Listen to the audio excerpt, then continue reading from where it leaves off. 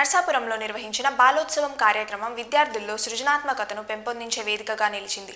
Shri YN కళాశాల ప్రాంగణంలో జరిగిన ఈ కార్యక్రమాన్ని డివిజనల్ అధికారి దాసిరాజు ప్రారంభించారు.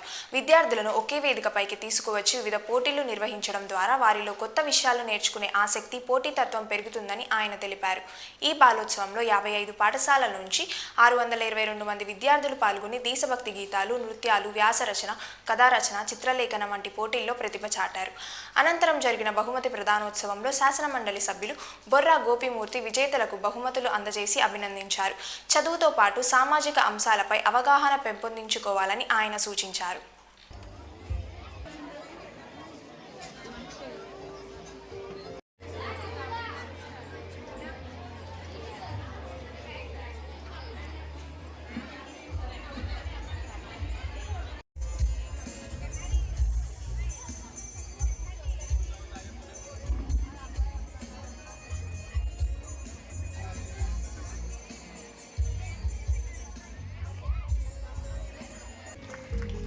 అలాగే ఈ బాలోత్సవ కమిటీ మరొక సలహాదారులు పోతుల శ్రీరామ్ శ్రీనివాస్ గారిని కూడా వేదికపైకి రావాల్సిందిగా ఆహ్వానిస్తున్నాను.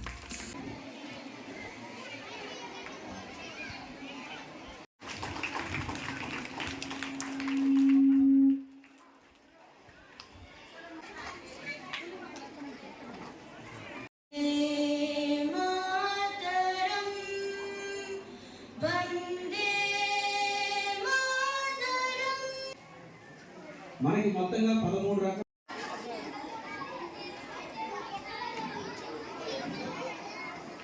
నర్సాపురం బాలోత్సవ్కి విచ్చేసిన ఫ్యాన్సీ డ్రెస్ కాంపిటీషన్లో పార్టిసిపేట్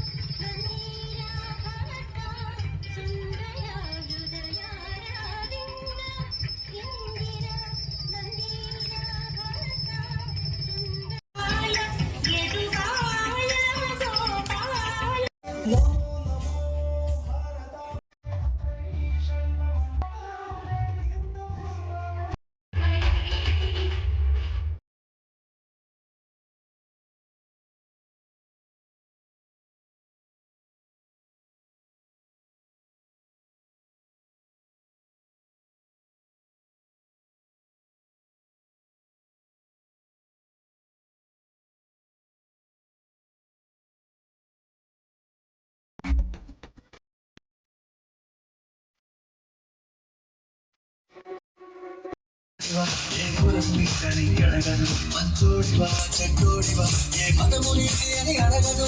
ప్రేమ కాని చూపను ప్రేమ కాని చూపను దానికి విలువను ఇస్తే గెలుస్తావు. అది మరిచితే అక్కడే ఆగుతావు. కాలం నీతో నడవదు, అడిగి ముందుకు సాగదు. సంకల్పం ఒకటే చాలదు, దానికి సమయమే కదా ఆయుధము.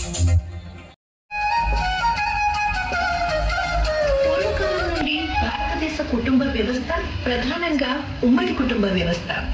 ఉమ్మడి కుటుంబంలో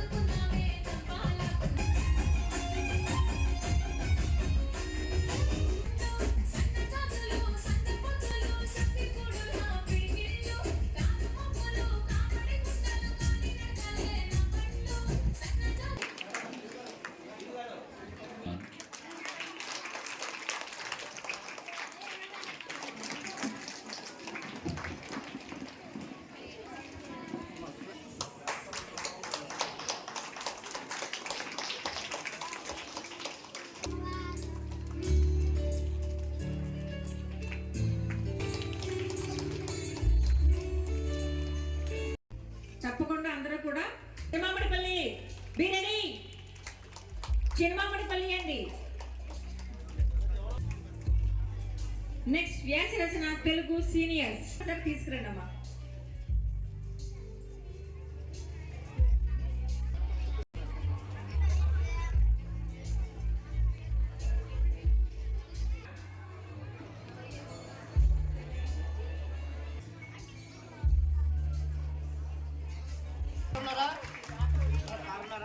English medium 10th ward juniors. Next juniors Chitralekha. Next ఈ చిత్రలేఖ చాలా బాగా వేశారని అందుకే పి పవన్ సంసిద్ధి స్కూల్ టీచర్ల వారు పట్టుకెళ్ళిపోయారు. లిఖిత మీరు కూడా వచ్చేయండి అమ్మా.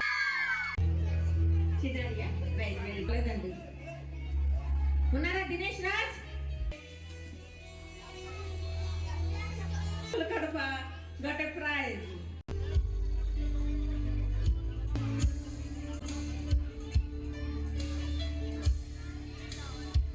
చెప్పండి. 99 వచ్చినోడు 1 మార్కు రాలేదని బాధపడతా ఉన్నాడు. 95 వచ్చినోడు 99 రాలేదని బాధపడతా ఉన్నాడు. 90 వచ్చినోడు కనీసం 95 అయినా రాలేదని బాధపడతా ఉన్నాడు. బాధపడే చదువులకి మారిపోయింది. చదువు ఆనందం లేకుండా మారిపోయినటువంటి పరిస్థితి ఈ రోజున ఉన్నటువంటి పరిస్థితి ఉంది. 35 మార్కులు వచ్చినోడు ఉన్నతమైనటువంటి స్థానంలో, ఉన్నతమైనటువంటి ఉద్యోగంలో, ఉన్నతమైనటువంటి పదవుల్లో చేపట్టినటువంటి పరిస్థితుల్ని మనం చూసాం. ఇక్కడ 99 మార్కులు వచ్చినోడు కూడా ఎందుకు పనికి రాకుండా పోయినటువంటి పరిస్థితులను కూడా ఇక్కడ చూస్తూ ఉన్నాం. అంటే చదువు అంటే మార్కులే కాదు, చదువు అంటే ర్యాంకింగ్లే కాదు, చదువు అంటే సంచలనాలే కాదు, చదువు అంటే ఈ సమాజానికి ఉపయోగపడే మనుషుల్ని తయారు చేసే విధంగా ఉండాలి తప్ప కార్పొరేట్ కంపెనీలకి ఊడిగం చేసే విధంగా చదువు ఉండకూడదు అని చెప్పి ఈ సందర్భంగా నేను తెలియజేస్తా ఉన్నాను. ఈ రోజున ఏం చదువుతూ ఉన్నాం మనం? ఏం చదువుతూ ఉన్నాం అంటే అందరం ఎంపీసీలు చదువుతూ ఉన్నాం. ఎంపీసీలు చదువుకోవడం కార్పొరేట్ విద్యారంగం కూడా ఏం చెప్తా ఉందంటే మేము సాఫ్ట్వేర్ ఇంజనీర్లు మాత్రమే మేము తయారు చేస్తామని చెప్తా ఉన్నాం. మరి ఆ సాఫ్ట్వేర్ ఇంజనీర్ అయిన తర్వాత ఆ సాఫ్ట్వేర్ ఇంజనీర్ ఏం చేస్తా ఉన్నాడు ఉద్యోగం? మనం మొన్న కరోనా వచ్చిన తర్వాత మన ఇంటి దగ్గర వర్క్ ఫ్రమ్ హోమ్ పేరు చెప్పి ఉదయాన్నే లోపలికి వెళ్ళి గడేసుకుంటాం, మధ్యాహ్నం భోజనానికి బయట భోజనం అడవిడిగా చేసి మళ్ళీ లోపలికి వెళ్ళటం, ఆ కంప్యూటర్ ముందు కూర్చుని టకా టకా టకా కొట్టడం. ఆ కొట్టింది ఏమైనా ఈ సమాజానికి, ఆ తండ్రికి, లేదంటే ఈ సమాజంలో ఉన్నటువంటి పేద సమాజక వర్గానికి ఏమైనా ఉపయోగపడతా ఉందంటే అతనికి వ్యక్తిగతంగా 1,50,000 జీతం వస్తే రావచ్చు కాక, కానీ అతని యొక్క సర్వీస్ అంతా కూడా కార్పొరేట్ కంపెనీలకి ఊడిగం చేయడం తప్ప. అంటే నువ్వు ఈ సమాజంలో ఉన్నటువంటి కార్మికులు తన రక్తాన్ని చెమటగా మార్చి సంపద సృష్టించి ఆ సంపద ద్వారా వచ్చినటువంటి ట్యాక్స్ల ద్వారా ఈ ప్రభుత్వాలు ఈ విద్యారంగానికి డబ్బులు ఖర్చు పెడతా ఉంటే అటువంటి డబ్బుల్ని ఉపయోగించుకుని చదువుకుని నువ్వు ఈ సమాజానికి ఉపయోగపడే ఉద్యోగం చేయకుండా, ఈ సమాజానికి ఉపయోగపడే మనిషి కింద తయారవకుండా కార్పొరేట్ కంపెనీకి ఊడిగం చేసే విధంగా తయారైతే ఈ సమాజం ఎప్పుడు బాగుపడుతుంది? కార్పొరేట్ కంపెనీలు బాగుపడతాయి, కార్పొరేట్ యాజమాన్యాలు బాగుపడతాయి తప్ప సమాజం మరింత దిగజారిపోయే పరిస్థితి ఉంటుందని కూడా ఈ సందర్భంగా తెలియజేస్తాను. అటువంటి ఒత్తిడులు ఈ రోజున ఇందాక చెప్పాను కదా, ఆ 99 మార్కులు రాకపోతే సూసైడ్ చేసుకున్నటువంటి పిల్లలు కోకొల్లలుగా ఉన్నాయి. అవి బయటికి ప్రపంచానికి తెలియకుండా దాస్తున్నటువంటి పరిస్థితులు కూడా ఉన్నాయి మిత్రులారా. సో అటువంటి ఈ ఒత్తిడి చదువులో, ఈ ఒత్తిడిలో ఈ రోజున ఈ నర్సాపురం బాలోత్సవ కమిటీ ఈ పిల్లల్లో ఉన్నటువంటి దాగున్నటువంటి నిగూఢమైనటువంటి శక్తుల్ని బయటికి తీసి సమాజం ఒకసారి చూపించాలా అని చెప్పి. ఎందుకంటే ఇప్పటికే సమాజం పెడదారిని పడుతూ ఉంది. ఈ పెడదారిని పడుతున్నటువంటి సమాజాన్ని ఒక సక్రమమైనటువంటి మార్గంలోకి తీసుకురావాలంటే బాల్యంలోనే మనం వాళ్ళ యొక్క మైండ్ సెట్ లో సామాజిక స్పృహ కలిగినటువంటి అంశాన్ని చొప్పిస్తే అప్పుడు మరలా ఈ సమాజం సామాజిక స్పృహ మరొక్కసారి పునర్నిర్మాణం అవుతుందనే ఉద్దేశంతో ఈ రోజున బాలోత్సవాల పేరుతో రాష్ట్రంలో దాదాపు 70 చోట్ల, అది విజయవాడ కావచ్చు, భీమవరం కావచ్చు, తణుకు కావచ్చు, రాజమండ్రి కావచ్చు, నూజివీడు కావచ్చు, లేదంటే అనంతపురం కావచ్చు, ఇలా మొత్తం రాష్ట్ర వ్యాప్తంగా 70 చోట్ల ఈ యొక్క బాలలను బేస్గా చేసుకుని బాలలను చుట్టూ తిరుగుతూ ఈ బాలలని మన సమాజానికి ఉపయోగపడే మనుషులు తయారు చేయాలి. అప్పుడు మాత్రమే ఈ సమాజం మరొకసారి సామాజిక స్పృహ కలిగినటువంటి సమాజంగా తీర్చిదిద్దబడతాదనే ఆలోచనతో వాళ్ళ యొక్క ఉన్నటువంటి నిగూఢమైనటువంటి శక్తుల్ని బయటికి తీయటం కోసం ఇటువంటి బాలోత్సవ కార్యక్రమాలు చేపట్టడం జరుగుతూ ఉంది. అటువంటి బాలోత్సవ కార్యక్రమంలో పిల్లలు ఈ రోజున ఈ విధంగా పాల్గొనడం వల్ల వాళ్ళకి ఒక స్నేహభావం, పక్క పిల్లోడికి ఈ పిల్లోడికి ఒక స్నేహభావం, సమైక్యత, అంతేకాకుండా ఒక సైంటిఫిక్ టెంపర్మెంట్ అంటే మూఢ నమ్మకాన్ని పక్కన కొట్టి ఈ యొక్క విజ్ఞాన సైంటిఫిక్ ఆలోచనలు కలిగే విధంగా, విజ్ఞానపరమైన ఆలోచనలు కలిగే విధంగా, ఈ రోజున దేశభక్తి కలిగే విధంగా ఈ రోజున అటువంటి అంశాన్ని పిల్లల్లో చొప్పించాలనే ఉద్దేశంతో ఈ కార్యక్రమాలను నిర్వహిస్తూ ఉన్నారు. సాఫ్ట్వేర్ లేకపోతే సమాజం లేదు, మీరంతా వెనకబడిపోతా ఉన్నారు, మీరంతా పాత పద్ధతులనే పాటిస్తున్నారని చెప్పి మనందరినీ సాఫ్ట్వేర్ పైకి తీసుకుపోయిన తర్వాత ఆ సాఫ్ట్వేర్ ఏమైంది? ఇక్కడ సామాజిక శాస్త్రాలు చంపేశారు, చరిత్రను చంపేశారు, ఎకనామిక్స్ని చంపేశారు, ఆ సామాజిక శాస్త్రాలే పనిచేయమని చెప్పినటువంటి ఈ పాలకులు మొత్తం అంతా సాఫ్ట్వేర్ అని చెప్పేసి అందరిని అటువైపు తిప్పేసిన తర్వాత ఈ రోజున సాఫ్ట్వేర్ రంగం ఏమైపోయింది? కొలాప్స్ అయిపోయింది. కాబట్టి సమాజానికి ఉపయోగపడే శాస్త్రాలు ఎప్పుడూ కూడా సమాజ అభివృద్ధికి ఉపయోగపడతాయి. అటువంటి శాస్త్రాలను మరొకసారి పునర్నిర్మాణం చేసుకోవాల్సినటువంటి అవసరం ఉందని కూడా చెప్తా ఉన్నాను. అంతేకాదు ప్రధాన అంశమైనటువంటి మన రామరాజు గారు చెప్పారు ఒక విషయం, పిల్లలు బాగా మార్కులు సాధించే ఒక యంత్రాలాగైతే తయారవుతున్నారు, కానీ మరీ యాంత్రికంగా మారిపోయి చిన్న సమస్య వచ్చినా తట్టుకోలేని విషయం వస్తుంది. నేను చిన్నప్పుడు హాస్టల్లో చదివాను. హాస్టల్లో మాకు యాక్టివిటీ ఏంటంటే పాటలు పాడటం. సాయంత్రం అయితే స్కూల్ నుంచి వచ్చిన తర్వాత పాటలు పాడేవాళ్ళు కొంతమంది, పెయింటింగ్ వేసేవాళ్ళు, మా టీచర్ బొమ్మ లేకపోతే నెమలి, మన చిన్నప్పుడు ఇవే కాదు. అదేవిధంగా పాఠ్యాంశాలు ఉన్న వాటిని ఒక బెగ్గర ఎలా బెగ్ చేస్తారు అని మాకు లెసన్స్ ఉండే, అవన్నీ కూడా మేము బొమ్మలు వేసి ఒకరికొకరు చూపించుకుని మెరుగుపరచుకుంటూ ఉండేవాళ్ళు. అదేవిధంగా కొంతమంది పోటీలకు వెళ్ళేవాళ్ళు, ప్రైజులు వచ్చాయి. ఇంకా పాటలు పాడటం, తర్వాత వాయిద్యాలు, ఇన్స్ట్రుమెంట్స్, డప్పు వాయించడం కానీ ఇవన్నీ కూడా అందరికి వచ్చు. ప్రతి ఒక్కరు ఒక బెంచ్ మీద అన్నా ఏదీ లేదు. పాట పాడేటప్పుడు మన అట్టలు ఉంటాయి కదా, పరీక్ష రాసి అట్టలు ఉంటాయి, ఆ అట్ల మీద సౌండ్ చేయడం, లేదా ప్లేట్లు ఉంటాయి హాస్టల్లో, ఆ ప్లేట్లు కొట్టుకుంటూ ఎంజాయ్ చేసేవాళ్ళు. అదేవిధంగా ప్రతి ఆటలు ఆడటం వల్ల ఏమవుతుందంటే ప్రతిరోజు గెలుపోవడం ప్రతిరోజు ఉంటాయి మనకి. ఎట్టి పరిస్థితిలో ప్రతిరోజు ఒక్కళ్ళే గెలవరు. అక్కడ ఈ రోజు మన టీం గెలుస్తుంది, ఇంకో రోజు ఇంకో టీం గెలుస్తుంది. అదేవిధంగా విపరీతంగా నేను ఆటలు అయితే ఆడేవాడిని. మరి ఇప్పుడు వీళ్ళని ఇక్కడ తీసుకొచ్చారు, మీరంతా చాలా గొప్ప తల్లిదండ్రులే. కారణం ఏంటంటే మీరు మరి వాళ్ళలో మీ పిల్లల్లో ఉన్న టాలెంట్ని మీరు ప్రోత్సహిస్తున్నారంటే చాలా గొప్ప వాళ్ళు. ఈ యొక్క కాంపిటేటివ్ వరల్డ్లో వాళ్ళకి ఇంత టైం ఇచ్చి వాళ్ళని ఎంకరేజ్ చేస్తున్నారంటే మీకు హ్యాట్స్ ఆఫ్ అది. అదేవిధంగా ఈ యొక్క మన బాలోత్సవం చేస్తున్న నిర్వాహకులు ఎవరైతే ఉన్నారో వీళ్ళందరూ కూడా మరి మంచి మంచి హోదాల్లో పనిచేసినటువంటి ఆఫీసర్స్ వీళ్ళందరూ కూడా, మరి నేను కూడా రిటైర్ అయిన తర్వాత ఇదే పని చేస్తానేమో. మరి వీళ్ళు చాలా చక్కగా చేస్తున్నారు, పిల్లలు కూడా చాలా ఉత్సాహంగా ఉన్నారు. ఆదివారం ఈరోజు అయినా మరి మీరంతా రకరకాల వేషధారణలో ఉండి చాలా ఉత్సాహంగా మరి కనిపిస్తున్నారు. మీ అందరూ కూడా ఆల్ ది బెస్ట్. ఈరోజు గెలవచ్చు, మీరు వాడవచ్చు, కానీ ఈరోజు ఎవరైతే ఇక్కడ డయాస్ని పంచుకుంటున్నారో మీరు జీవితంలో భవిష్యత్తులో చాలా మంచి స్థాయికి వస్తారు.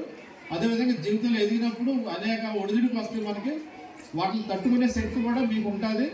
అది మీకు ఎదుగుదలకి, ఎదిగిన తర్వాత ఉద్యోగంలో రాణించడానికి చాలా చక్కగా దోహదపడుతుంది. మరి మీరందరూ కూడా మీ పిల్లలు ఎలా ప్రోత్సహించండి. మరి అవకాశాన్ని సద్వినియోగం చేసుకుని మీరు ఈ రోజుని ఆస్వాదిస్తారని, మన జీవితానికి సరిపడా మంచి ఎక్స్పీరియన్సెస్ అంటే గుర్తుల్ని మీరు మోసుకెళ్తారని ఆశిస్తున్నాను. ఇవన్నీ గుర్తు. రాష్ట్రంలో చారిత్రాత్మకమైనటువంటి పట్టణం నరసాపురం. 100 సంవత్సరాల చరిత్ర ఉంది.